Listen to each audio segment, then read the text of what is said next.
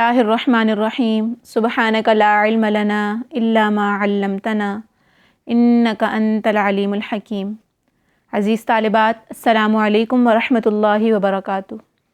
امید ہے آپ تمام طالبات سبق کو بغور سن کر سمجھ رہی ہوں گی اور جو ترجمہ اور تفسیر ہے وہ نوٹ کر رہی ہوں گی۔ ہم نے سورۃ البقرہ میں دوسرا رکوع شروع کر لیا تھا اور منافقین کا ذکر شروع کیا تھا۔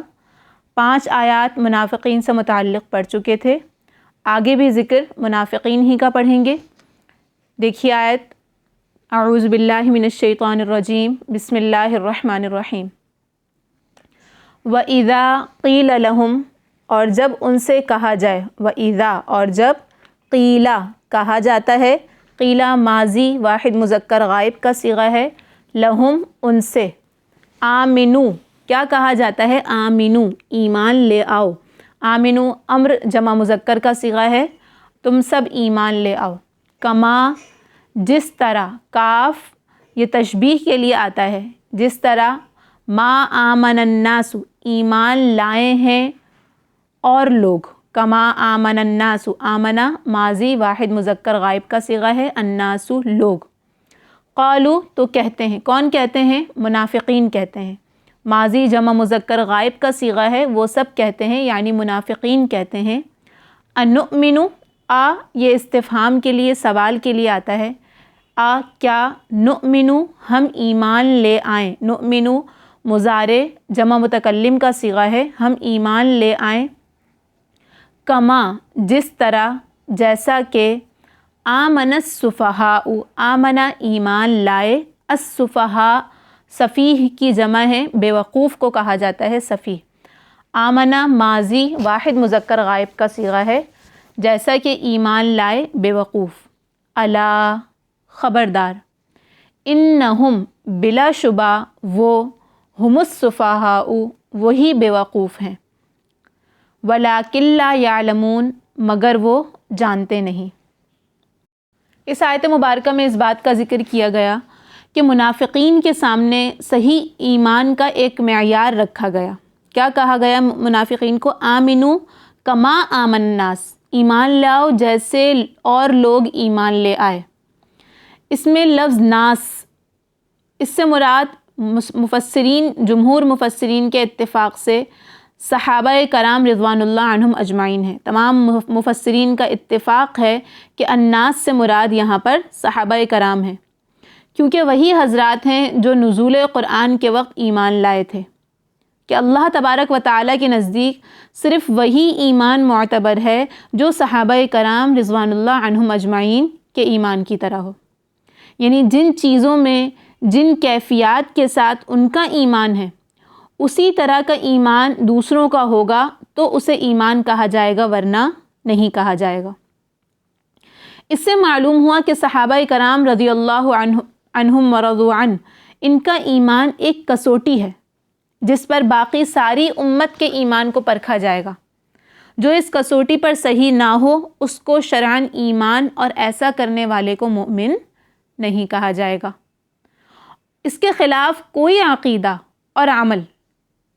چاہے وہ ظاہر میں کتنا ہی اچھا نظر آئے اور کتنی ہی نیک نیتی سے کیا جائے، اللہ تبارک و تعالیٰ کے نزدیک ایمان معتبر نہیں ہوگا۔ ان لوگوں نے صحابہ کرام رضوان اللہ عنہم اجمعین کو سفہاء یعنی بے وقوف کہا۔ جب منافقین سے کہا گیا کہ اور لوگوں کی طرح ایمان لے آؤ تو انہوں نے کیا کہا کہ ہم ایمان لے آئیں جس طرح بے وقوف ایمان لے کر آئے، نعوذ باللہ من ذالک۔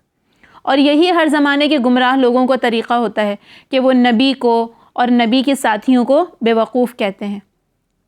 جو لوگ ان کو صحیح رستہ بتاتے ہیں ان کو بے وقوف اور جاہل قرار دیتے ہیں۔ مگر قرآن پاک نے واضح طور پر بتا دیا کہ در حقیقت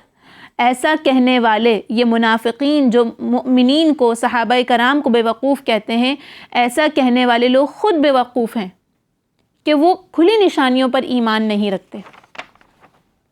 دیکھیے، کوئی بھی شخص اگر قرآنی عقیدے کا مفہوم، قرآن پاک کی تصریح، جو قرآن پاک میں جو بات وضاحت کے ساتھ بیان کر دی گئی ہے، یا آپ علیہ الصلاۃ والسلام نے جس بات کی، جس طرح سے تشریح بیان فرمائی، آپ علیہ الصلاۃ والسلام شارح ہیں، جس کی تشریح آپ علیہ الصلاۃ والسلام نے جس طرح سے بیان فرمائی، اگر کوئی شخص اس کے خلاف کوئی بات کہے، اس کے خلاف کوئی دعویٰ کرے کہ میں تو اس عقیدے کو مانتا ہوں، تو یہ ماننا شریعت میں معتبر نہیں ہوگا۔ شریعت میں ایمان کی کسوٹی بتا دی گئی، جس طرح صحابہ کرام ایمان لے کر آئے، جس بات کی وضاحت جس طرح سے آپ علیہ الصلاۃ والسلام نے کی، جس طرح سے صحابہ کرام نے اس پر عمل کیا، جو اس طرح سے ایمان لے کر آئے اور اس طرح سے عمل کرے، شریعت کی نظر میں وہی شخص کیا ہے؟ مؤمن ہے۔ جیسا کہ آج کل قادیانی گروہ کہتا ہے کہ ہم بھی عقیدہ ختم نبوت کو مانتے ہیں، مگر اس عقیدے میں وہ رسول کریم صلی اللہ علیہ وسلم کی تصریحات کو صحابہ کرام کے ایمان سے بالکل مختلف تحریف کرتے ہیں اور مرزا غلام احمد قادیانی کی نبوت کے لیے جگہ نکالتے ہیں۔ تو ان کا یہ دعویٰ قرآن پاک کی اس تصریح، اس وضاحت کے مطابق نہیں ہے جیسا کہ قرآن نے بیان کیا، جیسا کہ آپ علیہ الصلاۃ والسلام نے بیان فرمایا، جیسا کہ صحابہ کرام ایمان لے کر آئے، اس عقیدے کے مطابق ان کا عقیدہ نہیں ہے۔ لہٰذا قرآن پاک کی وضاحت کے مطابق، قرآن پاک کے بیان کے مطابق وہ بھی اسی کے مستحق ہیں، ما ہم بمؤمنین، کہ وہ ہرگز بھی مؤمن نہیں۔ خلاصہ کیا نکلتا ہے کہ ایمان صحابہ کے خلاف رضی اللہ عنہم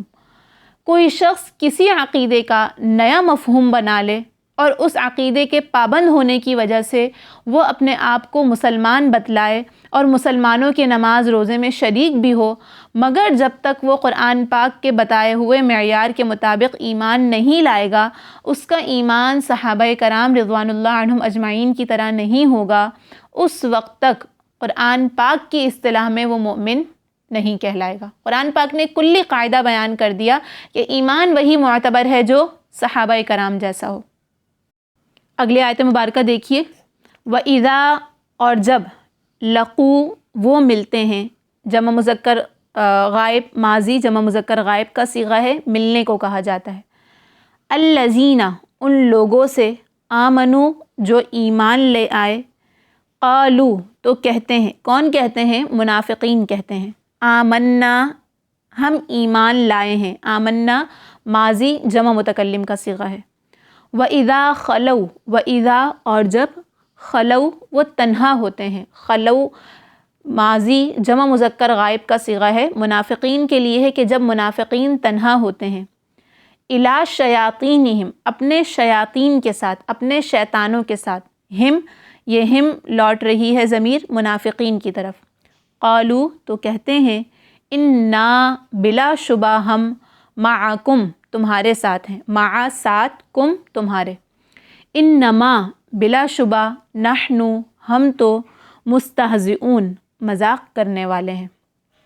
اللہ تعالیٰ نے فرمایا، اللہ یستہزئ بہم، اللہ یستہزئ، مذاق کرتا ہے۔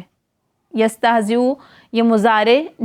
مضارع واحد مذکر غائب کا صیغہ ہے، بہم، ان کے ساتھ، ویمدہم، اور مہلت دے رہا ہے، مد یمد، مہلت دینا، ہم، ان کو،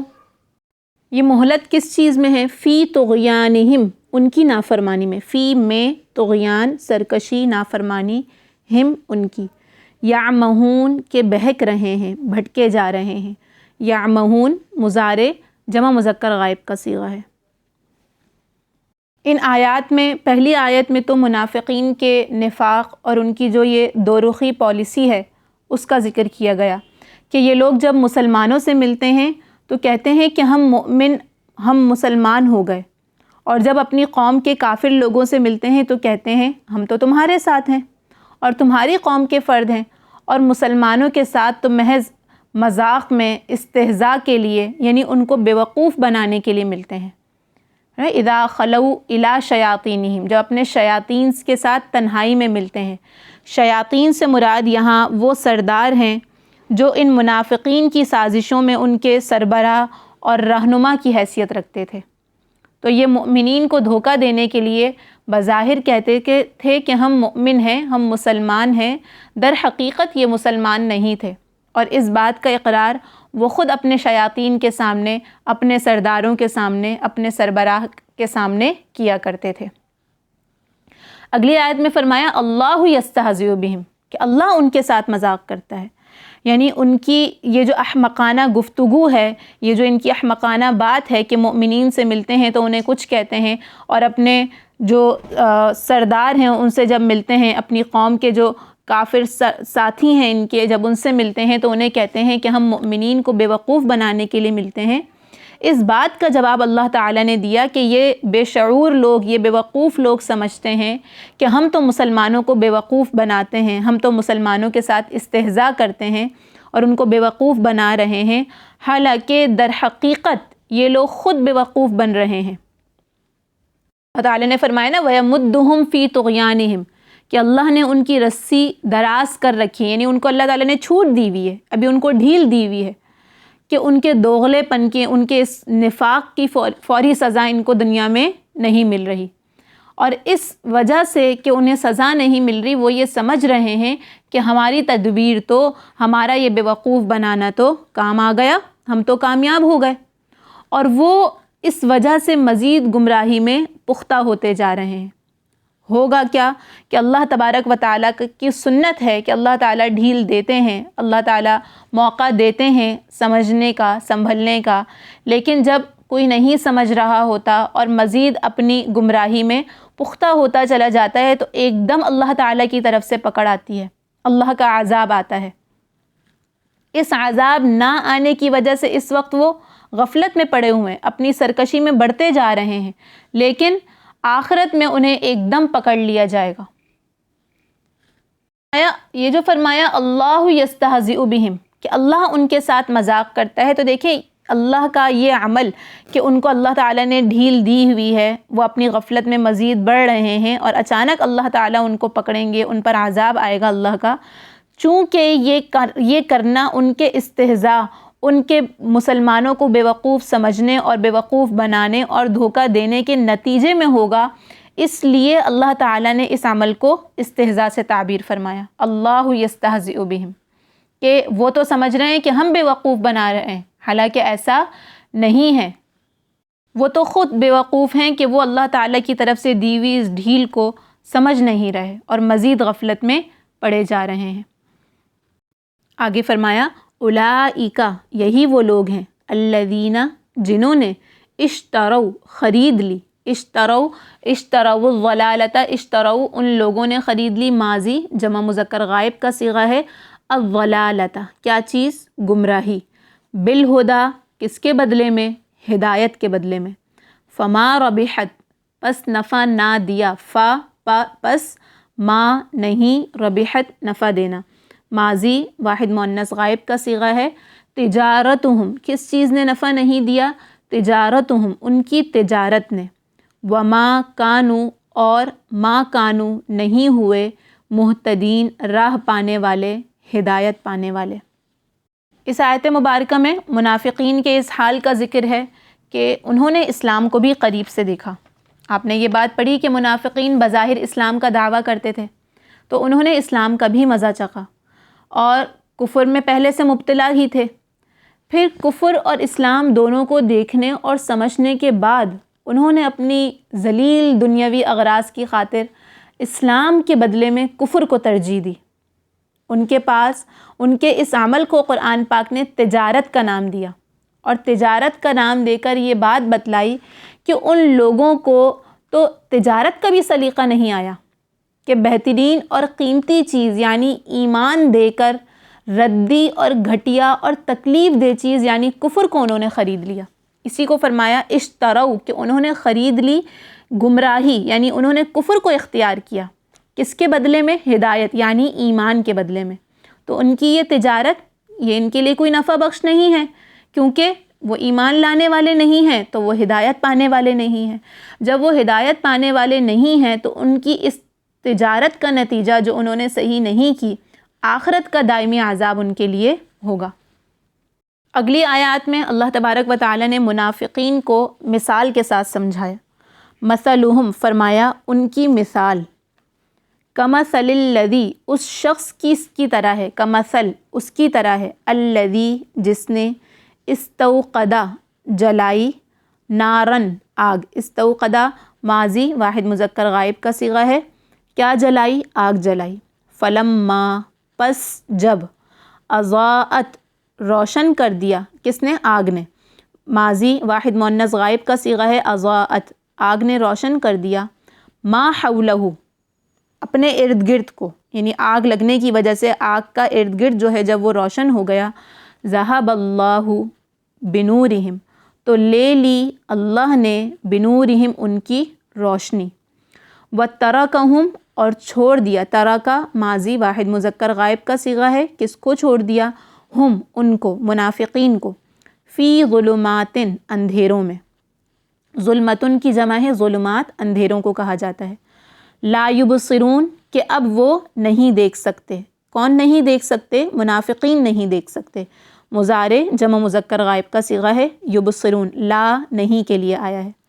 صم بہرے ہیں، بکمن گونگے ہیں، عمیٌ اندھے ہیں،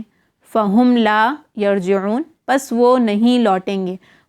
پس ہم وہ لا یرجعون نہیں لوٹیں گے، لا نہیں کے لیے ہے، یرجعون مضارع جمع مذکر غائب کا صیغہ ہے لوٹنے کے معنی میں۔ ایک مثال تو یہ ہو گئی، دوسری مثال کیا بیان فرمائی؟ او یا کصیبن جیسے کہ بارش ہو، کا جیسا کہ صیبن بارش ہو، من السمائی آسمان سے، فیہ جس میں ظلماتن تاریکیاں ہوں، ورعدن اور گرج ہو، وبرقن اور بجلی ہو، یجعلون کہ وہ ڈالتے ہیں ٹھونستے ہیں، اصابعہم اپنی انگلیاں، یجعلون یعنی وہ منافقین ڈالتے ہیں، یجعلون مضارع جمع مذکر غائب کا صیغہ ہے، اصابع انگلیوں کو کہا جاتا ہے، ہم اپنی انگلیاں،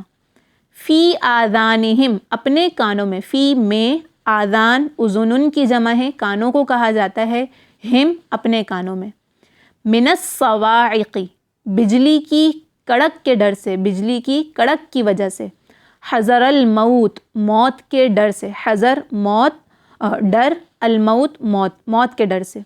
واللہ اور اللہ محیطن گھیرے ہوئے ہے، محیطن اسم الفاعل واحد مذکر کا صیغہ ہے، بالکافرین کافروں کو۔ یکاد البرق یکاد قریب ہے، البرق کہ آسمانی بجلی، یخطف اچک لے، یخطف مضارع واحد مذکر غائب کا صیغہ ہے، اچک لے ابصارہم ان کی بینائی کو، ابصار بینائی کو کہا جاتا ہے، ہم ان کی، کلما جب کبھی، اضاء چمکتی ہے، لہم ان کے لیے، مشو تو چل پڑتے ہیں، فیہ اس میں، اضاء ماضی واحد مذکر غائب کا صیغہ ہے، اضاء معنی چمکنا، لہم ان کے لیے، مشو وہ سب چل پڑتے ہیں، ماضی جمع مذکر غائب کا صیغہ ہے، فیہ اس میں یعنی اس روشنی میں چل پڑتے ہیں، وَإِذَا اور جب، اظلم اندھیرا ہو جاتا ہے، علیہم ان پر، قاموا تو وہ رک جاتے ہیں، قاموا ماضی جمع مذکر غائب کا صیغہ ہے، وہ سب رک جاتے ہیں، ولو اور اگر، شاء چاہے، اللہ اللہ، لذہب تو ختم کر دیتا ہے، بسمعہم ان کی سماعت، وابصارہم اور ان کی بینائی، ان اللہ ان بلا شبہ، اللہ اللہ، علی کل شیء ہر چیز پر، علی پر، کلی ہر، شیء چیز، قدیر قادر ہے۔ ان دو آیات مبارکہ میں اللہ تبارک و تعالی نے مثال کے ذریعے سے منافقین کی حالت کو بیان فرمایا، دو مثالیں دیں اللہ تعالی نے، اور دو مثالیں دے کر ان منافقین کے حال کا قابل نفرت ہونا بیان فرمایا گیا۔ دو مثالیں اس وجہ سے دی گئیں کہ منافقین دو طرح کے آدمی تھے، ایک وہ جو اپنے کفر میں بالکل پختہ تھے اور ایمان کا اظہار صرف اور صرف دنیاوی مصلحت کی وجہ سے کرتے تھے، کہ انہیں دنیاوی فائدہ ہو، کہ یہاں مؤمنین سے فائدہ اٹھائیں، وہاں کفار سے، ایمان اور اسلام سے ان کو کوئی دلی طور پر کوئی واسطہ تھا ہی نہیں۔ اور کچھ منافقین ایسے بھی تھے جو اسلام کی حقانیت سے، اسلام کی سچائی سے متاثر ہو کر کبھی کبھی سچے مسلمان ہونے کا ارادہ کر لیتے تھے، کیونکہ اسلام تو حق، اس بات کو سب جانتے تھے، لیکن پھر کوئی دنیاوی غرض، کوئی دنیاوی لالچ ان کے سامنے آ جاتی تھی اور ان کے اس ارادے سے ان کو روک دیتی تھی۔ تو اس طرح وہ ایک تذبذب کا، ایک تردد کا شکار رہتے تھے، ایک تردد کے حال میں رہتے تھے۔ تو ان دو طرح کے گروہوں کا، ان دو طرح کے منافقین کا ذکر مثال کے ساتھ کیا گیا۔ تو ان دو میں سے جو پہلی آیت مبارکہ ہے مثلہم کمثل الذی استوقد، یعنی ان کی مثال اس شخص کی سی ہے جس نے ایک آگ روشن کی، پھر جب اس آگ نے اس کے ماحول کو روشن کر دیا تو اللہ نے ان کا نور سلب کر لیا اور انہیں اندھیروں میں چھوڑ دیا کہ انہیں کچھ سجائی نہیں دیتا، کچھ دکھائی نہیں دیتا، وہ بہرے ہیں، گونگے ہیں، اندھے ہیں، چنانچہ اب وہ واپس نہیں آئیں گے۔ اس آیت مبارکہ میں ان منافقین کی مثال دی جا رہی ہے جو اسلام کے واضح دلائل سامنے آنے کے باوجود نفاق کی گمراہی میں پھنسے رہے، اور اسلام کے واضح دلائل کو آگ کی روشنی سے تشبیہ دی گئی کہ جس طرح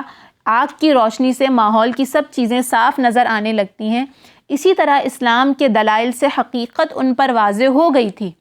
وہ منافقین جانتے تھے کہ اسلام حق ہے، لیکن اپنی ضد، اپنے عناد، اپنے ہٹ دھرمی کی وجہ سے وہ ایمان نہیں لے کر آئے۔ جب وہ ایمان نہیں لے کر آئے، ذہب اللہ بنورہم، اللہ تعالیٰ نے اس ایمان کی روشنی کو ان سے سلب کر لیا، چھین لیا، اور وہ دیکھنے کی، سوچنے سمجھنے کی قوت سے ہی محروم ہو گئے۔ بات واضح ہو رہی ہے؟ یعنی یہ مثال ان منافقین کی ہے، پہلے گروہ کی ہے جو خوب سوچ سمجھ کر کفر اور نفاق کا رستہ اختیار کیے ہوئے تھے۔ پھر اگلی آیت مبارکہ او کصیب، یہاں سے دوسری مثال شروع ہو رہی ہے، یا پھر ان منافقین کی مثال ایسی ہے جیسے آسمان سے برستی ایک بارش ہو جس میں اندھیریاں بھی ہوں اور گرج بھی ہو اور چمک بھی ہو، اور وہ کڑک کی آواز پر موت کے خوف سے اپنی انگلیاں اپنے کانوں میں ڈال دیتے ہوں، اور اللہ نے کافروں کو گھیرے میں لے رکھا ہے۔ یکاد البرق، ایسا لگتا ہے کہ بجلی ان کی آنکھوں کو اچک لے جائے گی۔ جب بھی بجلی ان کے لیے روشنی کر دیتی ہے وہ اس روشنی میں چل پڑتے ہیں، اور جب وہ ان پر اندھیرا کر دیتی ہے تو کھڑے رہ جاتے ہیں، اور اگر اللہ چاہتا تو ان کے سننے اور دیکھنے کی طاقتیں چھین لیتا۔ بلا شبہ اللہ تبارک و تعالی ہر چیز پر قادر ہے۔ یہاں منافقین کے اس گروہ کی مثال دی جا رہی ہے جو اسلام لانے کے بارے میں تذبذب کا شکار تھے، تردد کا شکار تھے۔ جب اسلام کی حقانیت کے دلائل سامنے آتے تو ان کے دل میں اسلام کی طرف جھکاؤ پیدا ہوتا، اسلام کی طرف وہ مائل ہوتے، اسلام کی طرف بڑھنے لگتے۔